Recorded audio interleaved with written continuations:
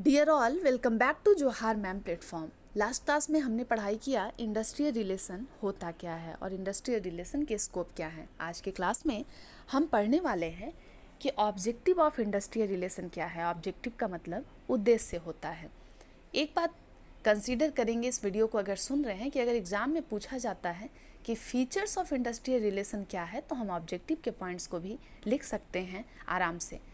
जो पहला पॉइंट है वो ये कह रहा है कि इंडस्ट्रियल रिलेशन की डेफिनेशन को मैंने क्लियर कर दिया है कि अगर वर्कर्स जो काम कर रहे हैं, जो लेबर क्लास हैं, मजदूर हैं, वर्कर हैं, जो अपना श्रम दान दे रहे हैं, क्योंकि लेबर के पास लेबर कैपेसिटी है, लेबर पावर है, और मैनेजमेंट जो कि कैपिटलिस्ट पीपल है, जिनके पास पैसा है, वो अपने पैसे को इन्वेस्ट करते हैं, वो वर्कर्स को हायर करते हैं ताकि काम हो जाए। अगर ये दोनों बीच में लड़े झगड़ेंगे नहीं, इनके बीच कम से कम डिस्प्यूट होगा, तो फिर किसी भी ऑर्गेनाइजेशन में, इंडस्ट्री में साउंड रिलेशनशिप मेंटेन होगा। गुड हार्मोनियस रिलेशनशिप जो है वो बैलेंस्ड रहेगा।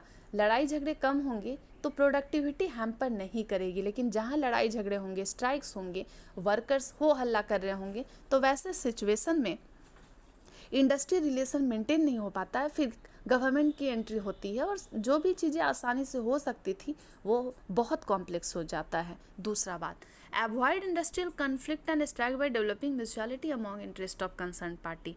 आप सभी को मालूम है, हिस्टोरिकली भी हम देखें तो वर्कर्स का एक्सप्लॉयटेशन होता रहा, इसीलिए आज हमारे पास बहुत सारे लेबर लॉज हैं जिससे वर्कर्स के इंटरेस्ट और राइट्स को, उसके हित और अधिकार को हम प्रोटेक्ट करते हैं। उसके लिए कानून तो बनाए गए, लेकिन वर्कर्स को ही मालूम नहीं है कि उसके लिए कानून बनाए गए हैं और वो किस तरीके से कानून का सहारा ले सकता है।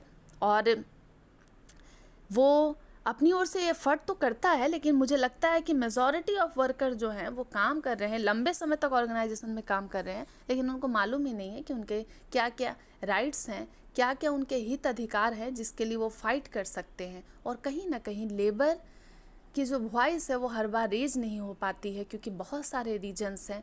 वर्कर्स जनरली हमारे इंडिया में हेट्रोजिनस नेचर के पाए जाते हैं। सबके पास ना समान योग्यता है, ना ही समान परिवेश है।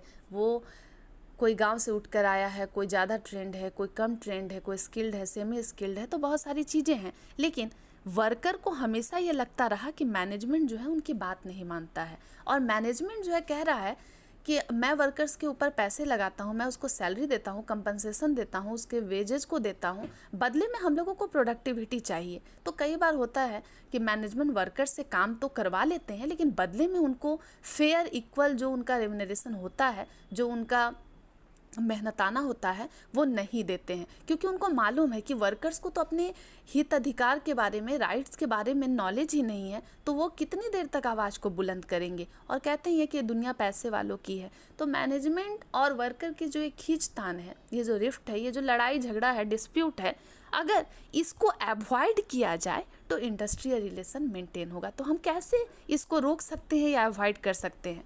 तो पहला बात ये है कि अगर हम पहले से वर्कर्स के ग्रीवांस को, उसके अंदर जो डिसकंटेंटमेंट है, जो डिसकंटेंट है, जो असंतोष है, अगर हम उसको सुनते रहें कि आपके साथ क्या दिक्कत है, आप अपनी बातों को खुल करके रखें, तो वर्कर्स मास में स्ट्राइक नहीं करेंगे और उनको एक्सप्लॉइट वो हो रहे हैं, उनको ये फीलिंग नहीं आएगी। दूसरी बात है कि अगर वर्कर्स को हम वो जिन जिन शर्तों पर काम करना चाहते हैं, अगर वो शर्त जायज़ है, तो उस पर अगर मैनेजमेंट अग्री करता है, तो फिर ये जो भी डिस्प्यूट है, जो कन्फ्लिक्ट है, उसको हम अवॉइड कर सकते हैं। कोशिश करनी चाहिए कि लड़ाई झगड़ा जो है वो लास्ट विकल्प है। लेकिन मैनेजमेंट और वर्कर, बात इतनी सीधी लग रही है पर इतनी सीधी है नहीं। ये लड़ाई बहुत पुरानी है और आज भी मजदूर अपने हक की लड़ाई जो है लड़ रहे हैं, चाहे इंडस्ट्री हो, कोई कंपनी हो, कुछ भी हो।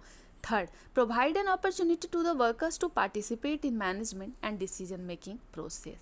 हम सभी को इंडस्ट्रियल डेमोक्रेसी की ज़रूरत है, औद्योगिक स्वतंत्रता की ज़रूरत है। इसमें क्या होगा कि मैं लोअर लेवल की पार्ट हूँ या फिर मैं नॉन एग्जीक्यूटिव हूँ, मैं क्लर्क हूँ, मुझे कभी ये एहसास हो सकता है कि भाई मैं बस यहाँ पे आ रहा हूँ, डिसीजन मेकिंग का पावर जो है वो तो बड़े बॉस लेंगे, टॉप लेवल वाले लेंगे, तो मैं तो बस आ रहा हूँ, काम कर रहा हूँ, घर जा रहा हूँ, तो मुझे सुनता ही नहीं है कोई। तो ये फीलिंग जो है कि मुझे सुना नहीं जा रहा है, तो इस चीज़ को दूर करने की ज़रूरत है, कोशिश करनी चाहिए, क्योंकि मैंने एक दिन आपको बताया भी है लास्ट वाले वीडियो में कि जापानीज़ वर्क कल्चर ये कहता है, वहाँ के वर्क इन्वायरमेंट को अगर हम आराम से देखते हैं, पढ़ते समझते हैं, तो मालूम होता है कि वहाँ का जो वर्क स्टाइल है, वहाँ के वर्कर्स के अंदर सेटिस्फैक्शन बहुत ज़्यादा है।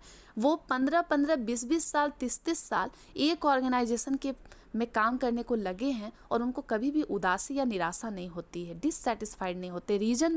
रीज़न ये है कि वो अपने मैनेजमेंट के साथ, अपने जो मैनेजमेंट डिसीजन मेकिंग करता है वो उसके साथ पार्टिसिपेट करते हैं। तो जो वर्कर्स अपने सजेशन आइडियाज़ को मैनेजमेंट के सामने रखेंगे तो उसको भी लगेगा कि भाई हम भी वैल्यूएबल है, हम यहाँ काम ही नहीं कर रहे, लोग हमको सुनते भी हैं, मेरे पास भी बहुत सारी समस्याओं का निदान है, बहुत सारे आइडियाज़ हैं। और आप कई बार देखिएगा कि वर्कर अपनी समस्या को तो मैनेजमेंट के पास रखते हैं, साथ में आइडियाज़ को भी। तो ये बात है कि वर्कर्स को मालूम है कि उनके साथ जो कुछ हो रहा है वो अगर मैनेजमेंट के सामने रखते हैं तो फिर उनके अंदर बहुत कम असंतोष का भाव होगा और industrial peace and harmony develop रहेगी, मेंटेन रहेगी। इसके अलावा raise productivity in the organisation to curb employ turnover and absenteeism. Curb का मतलब होता है नियंत्रण करना। हर ऑर्गेनाइजेशन का ये मेन लक्ष्य होता है, मेन उद्देश्य होता है कि वो ज़्यादा से ज़्यादा प्रोडक्टिविटी जो है वो अचीव करे, और जितनी हायर प्रोडक्टिविटी होगी, जितना उनका मुनाफा होगा, उसके बाद जो वो कमाएंगे, जो उनको प्रॉफिट होने वाला है, जो वो रेवेन्यू जनरेट होगी जिस कंपनी या इंडस्ट्री की, तो फिर उससे उनको वर्कर्स को भी पेमेंट करना है और कुछ पैसे को रिटेन्ड अर्निंग के थ्रू बचा करके भी रखना है कि फ्यूचर कोर्स ऑफ एक्शन को हम उस पैसे के थ्रू यूज कर सकते हैं। लेकिन होता क्या है कि वर्कर्स मेहनत कर लिए, काम भी हो गया, प्रॉफिट भी अच्छी हो रही है, इंडस्ट्री में कोई किसी प्रकार की कोई इशू नहीं है, तो इंडस्ट्री जो मैनेजमेंट पीपल है वो चालाकी कर देते। कई बार होता क्या है कि जैसे ही उन्हें प्रॉफिट हो जाता है तो वर्कर्स की वो वेजेस को और घटाने की बात करते हैं। और सबसे बड़ी लड़ाई मैनेजमेंट और वर्कर की यही है कि फेयर रेम्यूनरेशन, फेयर वेजेस की बात वर्कर्स करते हैं और वो उनको मिल नहीं पाता है। और होगा क्या कि जब वर्कर्स के मन मुताबिक काम नहीं होगा, वर्कर्स को मालूम है कि हम इतना अपना श्रम दे रहे हैं, हम इतना हार्ड लेबर कर रहे हैं, बदले में हमको प्रॉपर वेज नहीं मिल रहा है, तो वो स्विफ्ट करते रहेंगे, वो शिफ्ट करते रहेंगे, एक इंडस्ट्री को छोड़कर दूसरी इंडस्ट्री भागते रहेंगे। और जो ये स्विच करने का जो ये इनका टाइम रहता है ये भी हार्ड रहता है, क्योंकि आपको मालूम है कि कई लेबर्स ऐसे हैं जो रोज़ कमाते हैं, रोज़ खाते हैं, कई लेबर ऐसे हैं जो काम तो कर रहे हैं, किसी फैक्ट्री में लगे तो हैं, लेकिन उनको जो वेज मिल रहा है वो बहुत कम है, वो एक फैमिली को चलाने के लिए बहुत हार्ड हो जाता है। तो अगर हमारा वर्किंग कंडीशन, हमारा ऑर्गेनाइजेशन अच्छा रहा, वो हमको फेयर ट्रीटमेंट दे रहा है, तो फिर एम्प्लॉय टर्नओवर कम हो जाएगा। एम्प्लॉय टर्नओवर का मतलब होता है छोड़कर जाने वालों की संख्या कम हो जाएगी, क्योंकि भाई हम किसी चीज़ को छोड़ते क्यों हैं, कहीं ना कहीं कुछ ग्रीवांस होंगे, हम जो चाह रहे वो नहीं मिल पा रहे इसलिए छोड़कर भाग रहे। और एब्सेंटिज्म, आपको मालूम है ये सिर्फ इंडस्ट्रियल फैक्ट्री की बात नहीं है, बड़े बड़े ऑर्गेनाइजेशन में एब्सेंटिज्म एक बहुत बड़ा मसला बना हुआ है। वर्कर्स बहुत ज़्यादा छुट्टी लेते हैं, और छुट्टी लेने के अगर आप वजह को तलाशेंगे तो कुछ तो सिली रीज़न भी है, लेकिन कुछ रीज़न एकदम जायज़ है। वो जिस वर्किंग कंडीशन में काम करना चाहते हैं, जिस माहौल में, वो उनको नहीं मिल पाता है, फिर उससे प्रॉब्लम होती है। इसके अलावा avoid unnecessary interference of the government as far as possible and practicable in the matter of relationship between worker and management. अच्छा, अक्सर आप दो लोगों की बात में ऐसा सुनते होंगे, दो दोस्त जो है अगर लड़ रहे हैं, झगड़ रहे हैं, आर्ग्यूमेंट कर रहे हैं, बातचीत कर रहे हैं, तो कहते हैं तीसरे दोस्त को तुम बीच में मत आओ, हम दोनों सलट लेंगे। ये जो सलट लेने वाला फंडा है, कई बार मैटर इतना भारी हो जाता है कि मैनेजमेंट और वर्कर एक दूसरे से सलट नहीं पाते हैं। फिर इसमें एंट्री हो जाती है सरकार की। सरकार जिसको पूरे के पूरे सिचुएशन में पीस हार्मनी मेंटेन करना है, जिसको जस्टिस देना है, वो सरकार की कोशिश होती है कि वर्कर्स एक्सप्लॉइट ना हो, मैनेजमेंट एम्प्लॉयड ना हो, या फिर कोई भी पार्टी जो कि इस पूरे के पूरे वर्क सिनेरियो से जुड़ी हुई है, या जितने भी लोग हैं, कोई इंसान जितने भी इससे जुड़े हुए एसोसिएटेड पर्सन है, उनके साथ तकलीफ ना हो। नहीं तो अगर ये हार्मनी मेंटेन नहीं होगी तो फिर बहुत कड़े कड़े एक्शन, हार्ड एक्शन जो है वो स्टेट लेती है, और इसीलिए बहुत सारी कानून व्यवस्था है, कई बार मैनेजमेंट के ऊपर पेनल्टी भी आती है, पनिशमेंट भी मिलता है, और फिर सज़ा भुगतनी पड़ती है। तो सरकार की एंट्री ना हो यही कोशिश करनी चाहिए। लेकिन आपको मालूम है कि ऐसे कई मुद्दे हैं और इंडस्ट्री की ऐसी ऐसी स्टोरीज है जहाँ पर गवर्नमेंट को एंट्री लेनी पड़ती है, क्योंकि भारी मात्रा में बहुत सारे लोग, भारी संख्या में वर्कर जो है एक्सप्लॉइट होते हैं। नेक्स्ट पॉइंट है to ensure that organization follow the regulation framed by the government. हमें तो मालूम है अभी 4 लेबर रिफॉर्म जो हमारे सामने आ गए 2019-20 में, हमारे पास वर्कर्स के लिए बहुत सारे कानून हैं, लेकिन कानून की धज्जियाँ भी उड़ा दी जाती है। मैनेजमेंट जो है, केंद्र के बहुत सारे लॉ जो कि निर्धारित किए गए हैं कि वर्कर्स को सिर्फ 8 घंटे काम करने, उनसे ओवर टाइम करवाया जाता है। वर्कर्स के साथ ये ऐसे लिस्ट है, ये गलत काम नहीं करना है, उनको प्रताड़ित नहीं करना है, उनको मेंटल टॉर्चर नहीं देना है, लेकिन काम करवाने के कारण कई बार मैनेजमेंट पीपल ये भूल जाते हैं कि वो भी इंसान है। तो जो भी रूल रेगुलेशन लेबर के लिए बने हुए हैं, जो कि लेबर लॉज हैं, उनके जो नियम कायदे हैं उस पर मैनेजमेंट को थोड़ा सा ध्यान रखना चाहिए। देखिए होता क्या है कि वर्कर मैनेजमेंट की जो एक खींचतान है, हमेशा वर्कर को लगता है कि मैनेजमेंट उनकी बात नहीं मानता है, और मैनेजमेंट का ये शिकायत होता है कि भाई हम लोग पैसे लगा रहे हैं, हम तुम पे इन्वेस्ट कर रहे हैं, हम तुम्हारे लिए इतने खर्च कर रहे हैं, लेकिन तुम जो है ऑर्गेनाइजेशन के बारे में नहीं सोच रहे हो। तो हमेशा हर ऑर्गेनाइजेशन की कोशिश होती है कि कम से कम पैसे में कॉस्ट कटिंग के जरिए ज़्यादा से ज़्यादा लोगों को हायर करके जल्दी से जल्दी काम को निकाल लिया जाए। ऐसे बहुत सारे ऑब्जेक्टिव हैं जो इंडस्ट्रियल रिलेशन से जुड़े हुए हैं, लेकिन इंडस्ट्रियल रिलेशन का पहला जो ऑब्जेक्टिव है, मुझे लगता है ना कि इंडस्ट्रियल डेमोक्रेसी को प्रमोट करना है। जिस ऑर्गेनाइजेशन में हम काम कर रहे हैं वहाँ पर अगर हमारे डिसीजन मेकिंग भले ही टॉप लेवल मैनेजमेंट लेता हो, लेकिन अगर हमारी बातों को सुना जाएगा वर्कर क्लास का, तो ये जो क्लास कन्फ्लिक्ट है कि कुछ लोग पैसे वाले हैं जो मैनेजमेंट साइड कहलाते हैं, और जो वर्कर है जिसके पास श्रम है, जो मेहनत करता है, ये दोनों के बीच में जो ये रिफ्ट है, ये जो लड़ाई झगड़ा है, इसको कम किया जाए। बेसिकली इंडस्ट्रियल रिलेशन में ऐसी कोशिश होती है, और कई ऑर्गेनाइजेशन में स्पेशली IR सेल बनाए जाते हैं, इंडस्ट्रियल रिलेशन सेल, जो निगरानी रखती है कि कहाँ कहाँ वर्कर्स जो हैं एक्सप्लॉइटेड हो रहे हैं, कहाँ कहाँ वर्कर्स को दिक्कत आ रही है, क्या क्या उनकी समस्या है।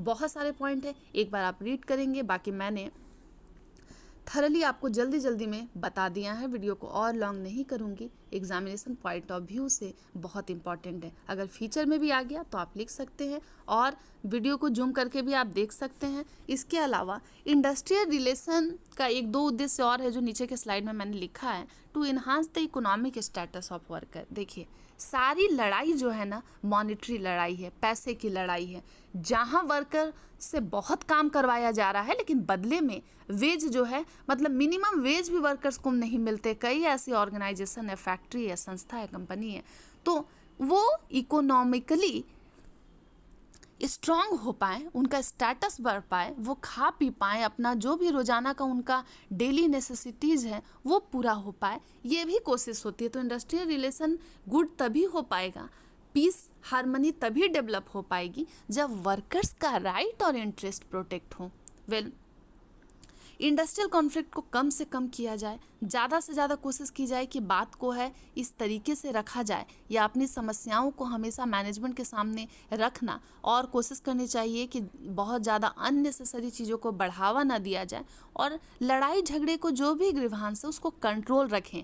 वैसे ग्रीवांस जो है वो कम नहीं होते हैं, बहुत तरीके की बातें हो सकती हैं इसमें, फिर भी इंडस्ट्रियल पीस हार्मनी मेंटेन करके ही हम इंडस्ट्रियल डेमोक्रेसी तक पहुंच पाएंगे, जो मिसिंग है फ़िलहाल। इसके अलावा मैं नेक्स्ट वीडियो में आपसे बातें करूंगी कि कौन कौन से ऐसी पार्टीज़ हैं जो इंडस्ट्रियल रिलेशन से जुड़ी हुई है। आज के लिए बस इतना ही।